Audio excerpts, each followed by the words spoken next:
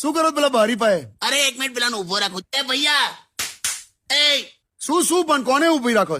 ઉભી નહીં, ઉભો રાખો. હા પણ કોણ છે?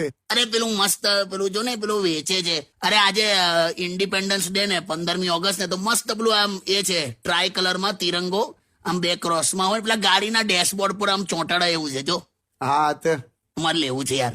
કાકા કોઈ નથી લગાડતું હવે. બધાને તમે ટોલ નાકા પર બધા વેચે છે, તમે પૂછો ને તો કોઈ ગાડીને કાચ પણ નથી ખોલતું. એ જે હોય એટલે મારે લગાડવું છે ને મને તું મને મજા આવે. જા હારું પણ હવે વિશ તો કરો બધાને. હા હા ભાઈ, આપ સૌને બધાને મેની કોંગ્રેચ્યુલેશન અને ઉજવો. નાના છોકરાને આ દિવસ બહુ જ ગમે.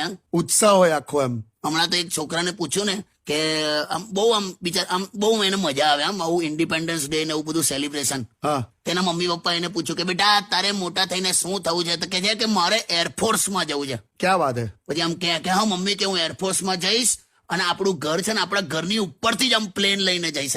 શું વાત છે? પછી એના મમ્મીએ કીધું કે બેટા અમને કઈ રીતે ખબર પડશે કે આ ઘરની ઉપરથી જે પ્લેન ગયું એ તારું જ હતું એમ? હા તો છોકરો કે અરે આપણા ઘર પર બોમ્બ નાખીને જઈશ ને મમ્મી. હું 2 મિનિટ તો આમ દેશભક્તિમાંથી આમ સીધો ટેન્શન વાળો માહોલ થઈ ગયેલો કે આ બોમ્બ મારવાની વાતો કરે.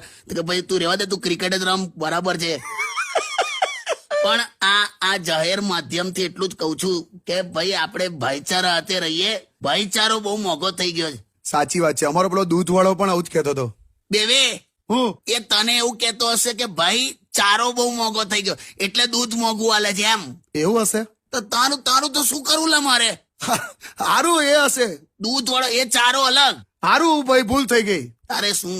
તો મારા વાલા ગુજરાતીઓ, દેશવાસીઓ, હેપી ઇન્ડિપેન્ડન્સ ડે.